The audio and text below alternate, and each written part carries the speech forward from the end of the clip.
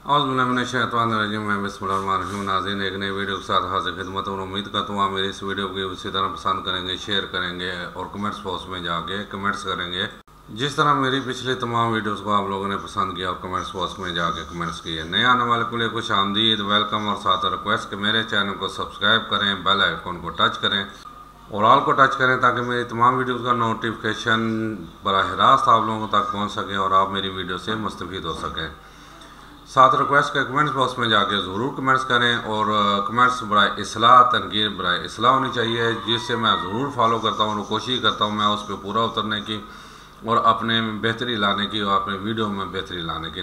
जनाब, आज एक छोटी सी तहरीर क्या है, बल्कि मुझे अपना पुराना ज़माना याद आ गया। अपने दौर की चलाकियाँ से 50 साल पहले की चलाकियाँ, हेरा फेरियाँ कह लें, लेकिन क्योंकि आज के दौर से वो बहुत अच्छा था, इसलिए तहरीर मुझे अच्छी लगी और मैं ये आप लोगों तक पहुंचाने लगा हूँ कि एक वो वक्त भी था जब दुकानदार के पास खोटा सिक्का चला देना ही सबसे बड़ा फ्रॉड समझा जाता था। ये इन दिनों का जिक्र है जब मास्टर अगर बच्चे को मारता था तो बच्चा घर आकर अपने बाप को नहीं बताता था, और अगर बताता तो बाप उसे एक और थप्पड़ रसीद कर देता था। ये वो दौर था जब एकेडमी का कोई तस्वर ना था और ट्यूशन पढ़ने वाले बच्चे निकम्मे शुमार होते थे। बड़े भाइयों के कपड़े छोटे भाइयों के इस्तेमाल में आते थे और ये कोई मायूब बात नहीं समझी जाती थी। लड़ाई के मौका पर कोई हथियार नहीं निकालता था, सिर्फ इतना कहना काफ़ी होता, मैं तुम्हारे अब्बा जी से शिकायत करूँगा। ये सुनते ही अक्सर मुखालिफ फरीक का खून खुश्क हो जाता था। उस वक्त के अब्बा जी भी कमाल के थे। सुबह सवेरे फजर के वक्त कड़कदार आवाज़ में सबको नमाज के लिए उठा दिया करते थे और इबादतें करना हर घर का मामूल था। किसी घर में मेहमान आ जाता तो इर्द गिर्द के हमसाए हसरत भरी नज़रों से उस घर को देखने लगते और फरमाइशें की जाती कि मेहमानों को हमारे घर भी लेकर आएँ। जिस घर में मेहमान आता था वहाँ पेटी में रखे फ़िनाइल की खुशबू में लिपटे बिस्तर निकाले जाते, खुश आमदीद और शेरों की कढ़ाई वाले तकिए रखे जाते, मेहमान के लिए धुला हुआ तौलिया लटकाया जाता और गुसल खाने में नए साबुन की टिक्कियाँ रखी जाती थी। जिस दिन मेहमान ने रुखसत होना होता था, सारे घर वालों की आंखों में उदासी के आंसू होते थे। मेहमान जाते हुए किसी छोटे बच्चे को 10 रुपये का नोट पकड़ाने की कोशिश करता तो पूरा घर इस पर एहतजाज करते हुए नोट वापस करने में लग जाता। ताहम मेहमान बहर सूरत ये नोट देकर ही जाता। शादी ब्याहों में सारा महल्ला शरीक होता था। शादी गमी में आने जाने के लिए एक जोड़ा कपड़ों का अलहदा से रखा जाता था जो इसी मौका पर इस्तेमाल में लाया जाता था। जिस घर में शादी होती थी उनके मेहमान अक्सर महल्ले के दीगर घरों में ठहराए जाते थे। महल्ले के जिस लड़की की शादी होती थी बाद में पूरा महल्ला बारी बारी मियाँ बीवी की दावत करता था। कभी किसी ने अपना अकीदा किसी पर थोपने की कोशिश नहीं की, कभी काफर काफर के नारे नहीं लगे। सबका रोना हंसना साझा था, सबके दुख एक जैसे थे। ना कोई गरीब था ना कोई अमीर, सब खुशहाल थे। किसी घर में ब्लैक एंड वाइट टीवी होता था और सारे मोहल्ले के बच्चे वहीं जाकर ड्रामे देखते थे। दुकानदार के पास खोटा सिक्का चला देना ही सबसे बड़ा फ्रॉड समझा जाता था। काश फिर वो दिन लौट आए। जनाब, ये है जी एक तहरीर, बहुत ही अच्छी तहरीर। असल में बात वही है कि वाकई वो ज़माना बहुत अच्छा था और आजकल तो माशाल्लाह इतने इतने बड़े फ्रॉड हो रहे हैं। लांचों में रियाल जा रहे हैं, अयान नीली के ज़रिए डॉलर जा रहे हैं और सरे महल और फ्लैट्स इंग्लैंड में और पता नहीं क्या क्या बहुत बड़ी बड़ी डकैतियाँ और बड़े फ़ख्र से बताई भी जाती हैं। और मेरा की कर लोगे तुसी। ये है जी आजकल का ज़माना। जी जनाब, अब मैं एक और तहरीर पढ़ने लगा हूँ। ये तो खैर आज से कोई 150-200 साल पहले की तहरीर है। आजकल तो क्या, आज से 50 साल पहले भी ऐसा कोई किसी को नहीं बख्शता था जो तहरीर है, लेकिन ये बहुत ही काश ये ज़माना दोबारा आ जाए। इसमें क्या है ज़रा देखिएगा जी। हासिल मुतालिया, जे ब्लॉक्स के अंदर में इन दिनों जौहर शादी हाल को यू टर्न मारती हुई सड़क के उस तरफ एक फ्लैट में रहता था। इस पोश कॉलोनी के साथ साथ जाती सड़क के किनारे किनारे hotel, juice corner, fruit corner भी चले जाते थे। इस चौक के दाएं तरफ एक नुक्कड़ थी जिस पर एक रेहड़ी खड़ी होती थी। रमज़ान के दिन थे, शाम को फ्रूट खरीदने निकल खड़ा होता था। मुझे वो दूर से ही इस रेहड़ी पे रखे तरोताज़ा फलों की तरफ जैसे किसी नदीदा कुंवर ने गिरबान से पकड़कर खींचा हो। मैं आसपास के तमाम रेड़ियों को नज़रअंदाज करता हुआ इस आखिरी और नुक्कर पे ज़रा हट के लगी रेड़ी को जा पहुंचा। एक नगाह फलों पे डाली और माथे पे शिकन ने आ लिया कि यह फ्रूट वाला चाचा किधर है। इधर उधर देखा, कोई नहीं था। रमज़ान की इस निकाह तो सुस्ती की कैफियत में हर किसी को जल्दी होती है। इस शशोपेंज में एक 11-12 साल का बच्चा गुजरा, मुझे देखकर कहने लगा, फ्रूट लेना है? मैंने सर ऊपर नीचे मारा, यानी हाँ।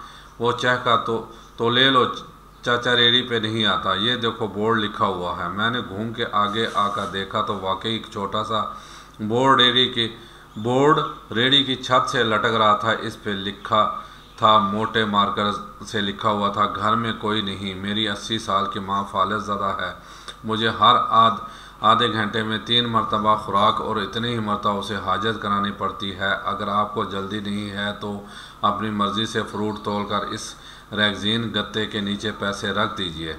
अगर आपके पास पैसे नहीं हैं, मेरे अतराफ़ से उठा लेना, इजाज़त है। वल्लाहु खैरुर राज़िकीन। बच्चा जा चुका था और मैं भौंचक्का खड़ा रेड़ी और इस नोट को तक रहा था। इधर उधर देखा, पैसे निकाले, 2 किलो सेब तोले, दर्जन केले अलग लिए, शॉपर में डाले, प्राइस लिस्ट से कीमत देखी, पैसे निकाल कर रेड़ी के फटे के गत्ते वाले कोने को उठाया। वहाँ 150-10 की नकदी पड़ी थी, इसी में रखकर उसे ढक दिया। इधर उधर देखा कि शायद कोई मतवज्जा हो और शॉपर उठाकर वापस फ्लैट पर आ गया। वापस पहुँचे ही तावले बच्चे की तरह भाई से सारा माजरा कह मारा। भाई कहने लगे, वो रेड़ी वापस लेने तो आता होगा? मैंने कहा, हाँ आता तो होगा। इफ्तार के बाद हमने किक लगाई और भाई के साथ वहीं जा पहुँचे। देखा एक बारिश बंदा, आधी दाढ़ी, सफ़ेद है, हल्के करीम कलर कुर्ते और शलवार में रेड़ी को धक्का लगाकर बस जाने ही वाला है कि हम उसके सर पर थे। उसने सर उठाकर देखा, मुस्कुरा कर बोला, साहब फल ख़त्म हो गया है, बाकी पैसे बचे हैं, वो चाहें तो ले लो। ये उसकी ज़राफ़त थी या शराफत? फिर बड़े इल्तफ़ात से लगा मुस्कुराने और उसके देखने का अंदाज़ कुछ ऐसा था कि जैसे अभी हम कहेंगे, हाँ 1 किलो पैसे दे दो, और वो झट से निकाल कर पकड़ा देगा। भाई मुझे देखे, मैं भाई को, और कभी हम दोनों मिलकर इस दरवेश को। नाम पूछा तो कहने लगा, खादिम हुसैन नाम है।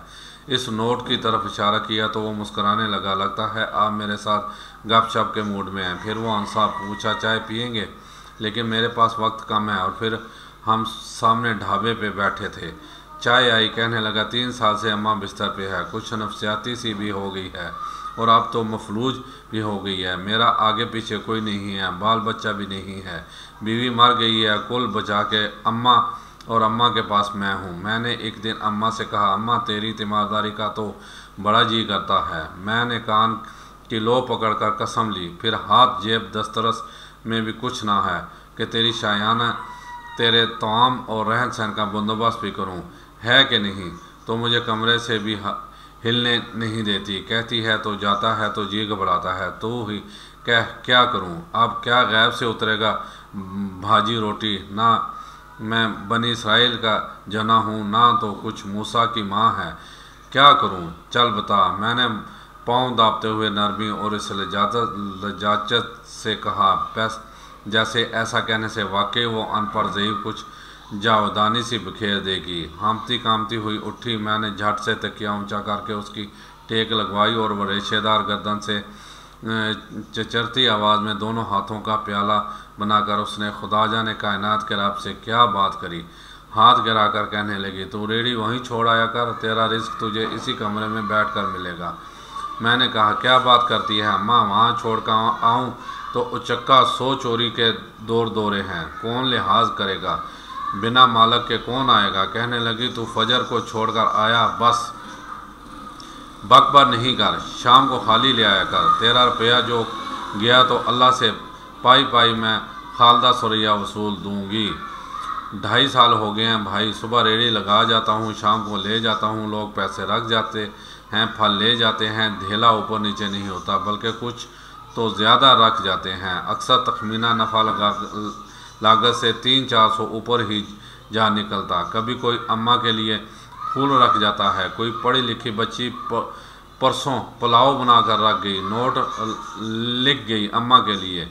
एक डॉक्टर का गुजर हुआ, वो अपना कार्ड छोड़ गया, पुश्त पे लिख गया, अंकल अम्मा की तबीयत ना संभले तो मुझे फ़ोन करना, मैं घर से पिक कर लूँगा। किसी हाजी साहब का गुजर हुआ तो अजवा खजूर का पैकेट छोड़ गया। कोई जोड़ा शॉपिंग करके गुजरा तो फ्रूट लेते हुए अम्मा के लिए सूट रख गया। रोज़ाना ऐसा कुछ ना कुछ मेरे रिज़्क़ के साथ मौजूद होता है, ना अम्मा हिलने देती है ना अल्लाह रुकने देता है। अम्मा तो कहती तेरा फल जो है ना अल्लाह खुद नीचे उतराता है, वो बेच बाच जाता है। भाई एक तो राज़िक ऊपर से रिटेलर भी, अल्लाह अल्लाह। उसने कान लो की चिट्ठी पकड़ी, चाय ख़त्म हुई तो कहने लगा इजाज़त, अब अम्मा खफा होगी। भींच के गलों गिर हुए मैं तो कुछ अंदाज से तरबतर होने लगा। बामुश्किल जब्त किया, ढेरों दुआएं देता हुआ रेड़ी खींच कर चलता बना। मेरा बहुत जी था कि मैं इस चहेते खादम की माँ को जा मिलूँ और कुछ दुआ करवाऊँ, पर मेरी हिम्मत नहीं पड़ी, जैसे ज़बान लुकवा मार गई हो। जनाब ये देखें, तहरीर ज़बरदस्त है जी, इससे और अच्छी तहरीर क्या हो सकती है। लेकिन ये आजकल के दौर की बात नहीं है ना। हाँ, अल्लाह चाहे तो सब कुछ हो सकता है, लेकिन आजकल तो जितने चलितरबाज है ना, फल रहे और ना पैसे। आजकल तो मेरे हिसाब से यही कुछ होगा। अब मैं क्या कह सकता हूँ जी, आगे आप लोग खुद समझदार हैं।